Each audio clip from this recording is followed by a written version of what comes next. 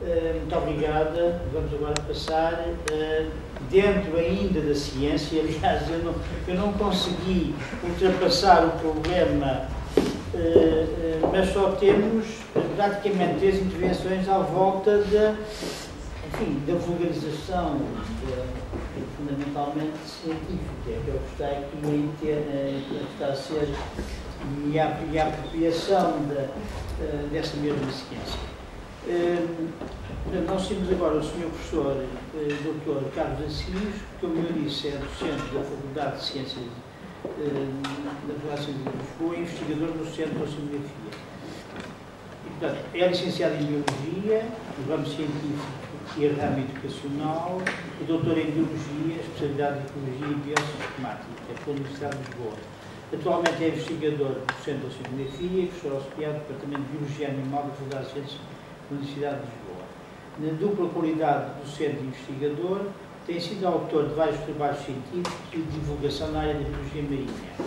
Tem realizado conferências técnicas de divulgação sobre temas diversos, tem orientado vários estudantes na elaboração das respectivas teses e tem sido encarregado... Mas em contrapartida do que se refere à literatura, tem havido, de facto, um crescente desinvestimento. E isto faz-se sentir a toda uma série de níveis. Se tivermos em conta que, evidentemente, a literacia começa por acesso à informação, mas não basta. É preciso também haver uma apetência criada nas pessoas para adquirir essa informação, a disponibilidade de tempo, não só para a aquisição propriamente dita, mas também para a sua assimilação e, efetivamente, a capacidade depois para analisar essa informação, integrar essa informação e de utilizá-la. Eventualmente, utilizando um espírito crítico para a utilizar depois no seu futuro. É claro que estes 3 últimos tópicos basicamente focam em individuais, características que têm que ver com a educação, mais uma vez, no sentido mais lato que queiram imaginar que uma pessoa teve, os estímulos que teve durante o crescimento e o seu desenvolvimento intelectual, a sua vivência e também um pouco da curiosidade inata que uma pessoa tem e da tendência e da apetência para adquirir esta informação. É claro que, quando falamos no primeiro aspecto, aí não é preciso só ter acesso à informação. É preciso que essa informação exista e esteja facilmente disponível para que uma pessoa a possa adquirir. Ora, depois deste pequeno introito que nos localiza essencialmente naquilo que vou falar, vamos ver as pressões a que a comunidade científica neste momento está sujeita. Não só a nível nacional, que é aquilo que nós sentimos mais, mas também, de certo modo, a um nível mais global. E as atividades que atualmente são valorizadas a nível da investigação científica, e notem que neste momento praticamente que não existe quase diferença em termos de pressões e objetivos, entenda-se bem, entre as carreiras docente universitária e de investigação. Ambas têm exatamente os mesmos propósitos, os mesmos desafios e, como verão, até já há alguma transformação a nível da carreira universitária que depois poderemos discutir se assim vier a propósito. Portanto, aquilo que é valorizado efetivamente e valorizado não só em termos da avaliação de desempenho, mas também em termos de financiamento, são as publicações de trabalhos científicos. E estas publicações não são quaisquer publicações. São publicações em revistas da especialidade, indexadas e com fatores de impacto. Os livros que são eventualmente produzidos são valorizados efetivamente se forem publicados por editoras idóneas e com uma reputação indiscutível. Estamos a falar, obviamente, de trabalhos publicados em língua estrangeira, inglês maioritariamente, e em revistas estrangeiras, por editoras estrangeiras.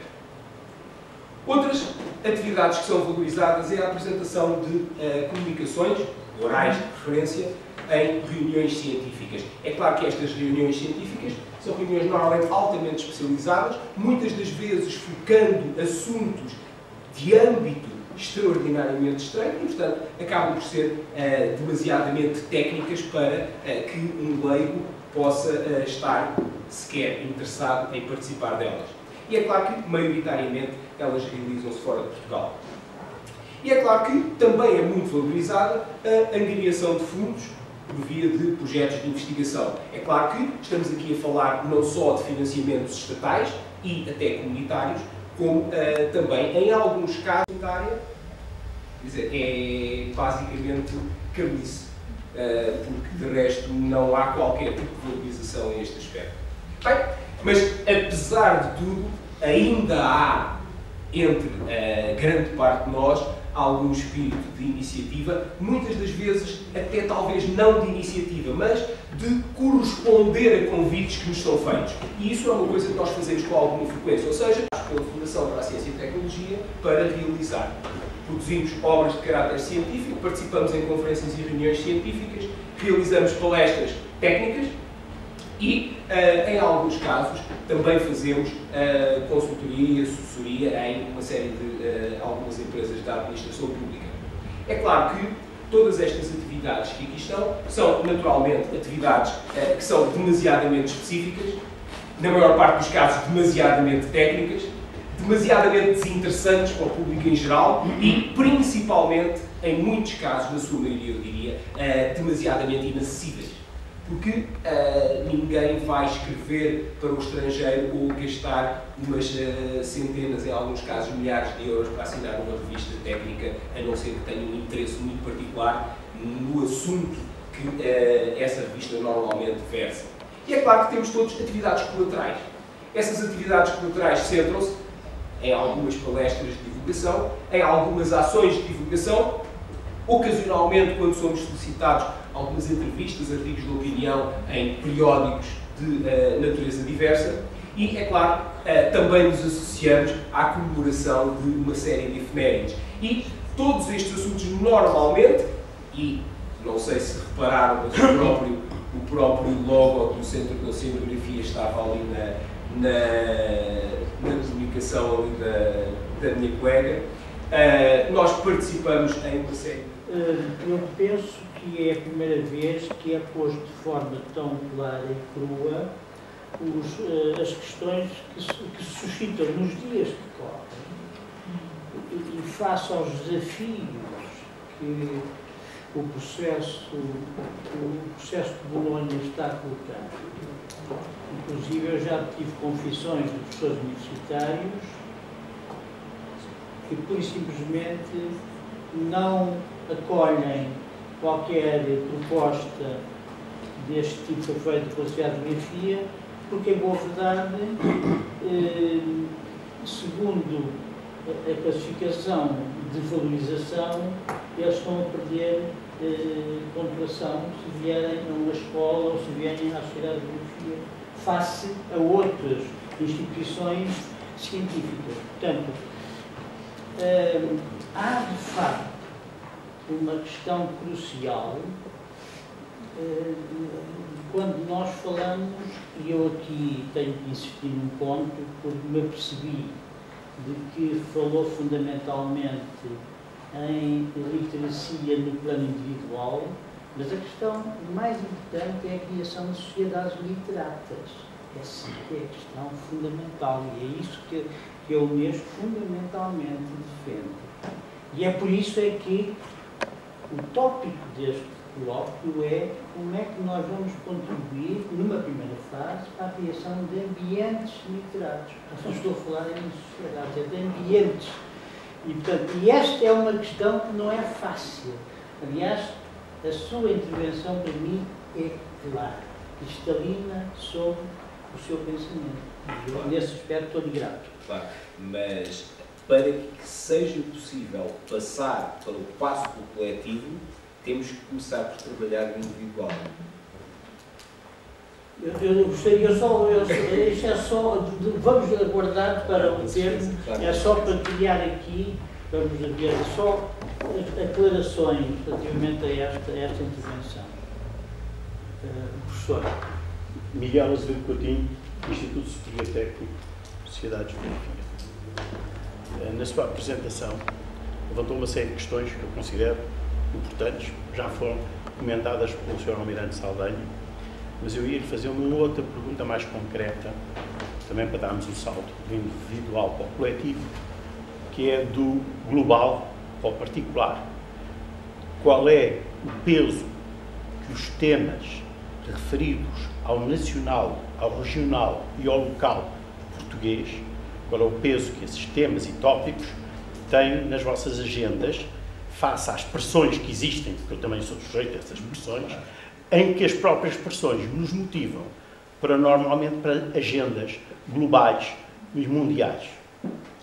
Normalmente, isso passa-se em determinadas fases do ano, relacionadas com a calendarização da Fundação para a Ciência e Tecnologia para abrir concursos para financiamento de projetos pluridisciplinares, preferencialmente envolvendo várias instituições simultaneamente, mesmo que elas não sejam, peço desculpa pela parte, mas mesmo que elas não sejam necessárias, mas para o objetivo do projeto, mas que são necessárias para se conseguir algum financiamento. Mas, na realidade, nessas alturas há uma motivação forte. Mesmo esse aspecto que está a referir acontece de acordo com uma agenda extrínseca, que é na altura em que nós nos lembramos, bem, eu tenho esta ideia, quero concretizar esta ideia, então vou chamar. Quem é que eu posso chamar? Chamo daqui, dali, de lá, eventualmente até estender os contactos para colaborações noutros países.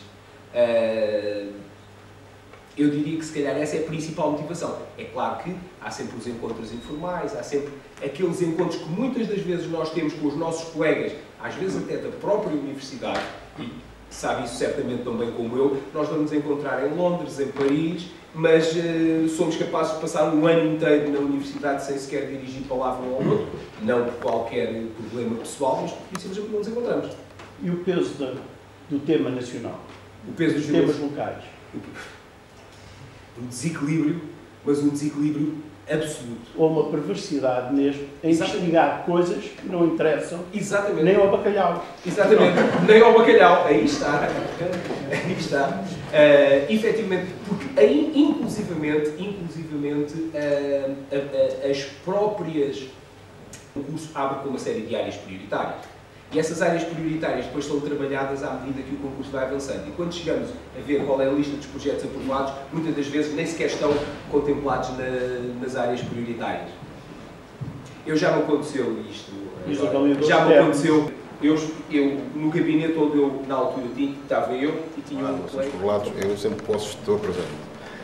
Relativamente à sua intervenção, queria lhe colocar duas questões. Uma tem que ver com aquele índice, a evolução das publicações em revistas comparadas, se é possível fazer, será seguramente, mas se é possível comparar ano a ano, década a década, o nosso desempenho em relação aos nossos parceiros da União Europeia, aos nossos europeus mundiais. E a outra, a pergunta que lhe coloco é esta, relativamente à iliteracia, até que ponto é que a iliteracia de hoje pode ser comparada com o analfabetismo dos anos 40, 50, e se esta nossa situação relativa à iliteracia é responsável de que forma pela iliteracia individual e pela iliteracia coletiva e pela falta de uma sociedade literata relativamente aos assuntos do mar, por exemplo. Podíamos ser outro, mas estamos falando do mar, vamos ficar pelo mar. Obrigado. O Web of Knowledge está acessível na internet, pode ser facilmente pesquisável pondo as palavras-chave certas, consegue-se saber com alguma margem de erro, claro, consegue-se saber com bastante precisão de cada, se o país for introduzido como palavra-chave para a pesquisa, consegue ter com uma precisão muito maior. Eu escolhi 3 anos, e isto porque foi um trabalho rápido, só era para ilustrar. E como é que estamos nessas 3 análises? Não estamos em crescendo. Uma série de outros países já atingiram um crescimento. Nós estamos a crescer a uma proporção mais rápida que outros países que já estão a um nível superior e, portanto, já crescem naturalmente menos. Mas, de uma maneira geral, aquilo que eu falei aqui acerca do que se passa em Portugal em termos das pressões que a comunidade, digamos, académica está a ser sujeita, não é em Portugal. Estas pressões são pressões praticamente internacionais. São pressões internacionais. Em Portugal temos algumas dificuldades em relação a outros países. O que acontece, por exemplo, e se alguém da assistência está habituado a pesquisar essas coisas, vê revistas indexadas e com fator de impacto raras, raríssimas. são aquelas que não são redigidas em inglês e que não publicam em inglês, basicamente. A questão é que é a seguinte, quer dizer, é que logo à partida, nós aí temos uma grande desvantagem. Não é a nossa língua nativa. Essa é logo uma desvantagem à partida. A segunda desvantagem é que, ao contrário de outros países que têm já o esquema montado de maneira a que o trabalho passa para um tradutor técnico que faz isso e que corrige a linguagem do trabalho, nós muitas das vezes andamos com os trabalhos em ping-pong, porque dependendo muitas das vezes de quem os revê, ou são mais puristas. A literacia atual e o nosso artigo dos anos 50 sendo olha, a forma que tem acontecido. Olha, é assim, nos anos 50 nós tínhamos uma forte percentagem da população analfabeta, o que significa que não tinha sequer acesso a informação escrita. Atualmente nós temos uma taxa de alfabetismo muito superior, mas em contrapartida, apesar de ter acesso, as pessoas não são suficientemente e devidamente motivadas para adquirir essas competências, esse conhecimento. Aliás, basta uma pessoa olhar e passar mesmo, como se costuma dizer, ler as gordas em alguns, na maior parte dos periódicos, ou então passar um serão a ver televisão.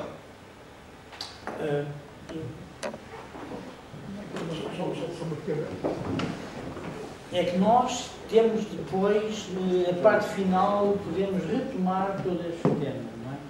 É só uma pergunta muito simples. Então, ó professor, faça a sua pergunta. Por favor, professor primeiro. Não, faz favor. Não, só uma pergunta. O professor Coutinho já falou. É que o professor disse, realmente fala de um estrangulamento que existe da carreira de investigação científica. Eu hoje ainda sou investigador e membro do Conselho Científico do meu Centro de Pesquisa de Políticas Públicas. Tudo o que faço aqui, mando uma cartinha para lá dizer e tenho que invocar a qualidade. E eles dizem muito bem. Agora, o resto, e o problema não é só aqui, é no topo da carreira para se ter acesso à diuturnidade. É tremendo. Eu tenho ido a júris desses e nós não. Só uma sugestão. Eu tenho a ver. Aqui há uns 15, 12 anos conseguimos um retorno de 150 pessoas ao mar. Retorno não, ainda para o mar. De homens aí da zona de Portimão, de Lagos, desiludidos com o Odilson Hoteleiro e que quiseram ser pescadores. Todos com o nível de quinto ano do liceu. Então, é evidente que isso facilitava o contacto com os turistas. E conseguiu-se. Pronto, crédito agrícola. Convém não esquecer que neste momento o maior banco mais seguro português é o crédito agrícola, que está integrada na banca cooperativa europeia, que tem 20% do mercado e que tem uma influência enorme a nível mundial com os Estados Unidos. Eles conseguiram isso. Agora, conseguiram também agora reconverter homens, filhos de agricultores, alguns formados, engenheiros e tal, que queriam voltar à agricultura. Conseguiram verbas e eu, representante da Sociedade de Geografia, há um ano e tal, na Praça Central do Machique, fui testemunhar, digamos assim. Para quê? Produtos florestais, onde os estrangeiros também estão. Mel, que já estão a produzir 500 toneladas de mel, e padrões. Bem, será possível conseguir uma verba isso? Com os filhos de pescadores é um problema.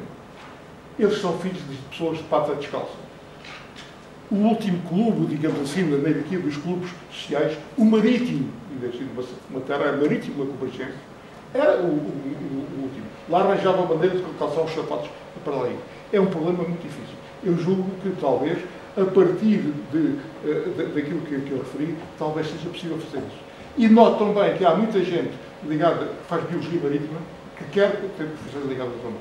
Eu julgo que talvez não convém não esquecer a existência da Universidade de Algarve e da Universidade de Algarve. É só, disse aí que organizam, que fazem também ações de divulgação. Gostaria de saber, e passei, como é que fazem a publicidade das mesmas e quais os temas e o público-alvo. Olha, normalmente nós não tomamos a iniciativa de. Frequentemente nós aproveitamos e colaboramos com iniciativas que são tomadas por outras instituições. Nomeadamente, frequentemente somos contactados pelo Centro Ciência Viva, muitas das vezes com temas, ou então com, precisávamos ter uma ação sobre determinado assunto, determinado tema. Nós logo escolhemos quem são as pessoas que estão disponíveis, quais são eles, e colaboramos com eles. A publicidade é toda deles. O mesmo suponho que se passa com o Museu Municipal do Seixal, ou seja, existem organizações, aliás, suponho que existe um protocolo mesmo com o museu, não?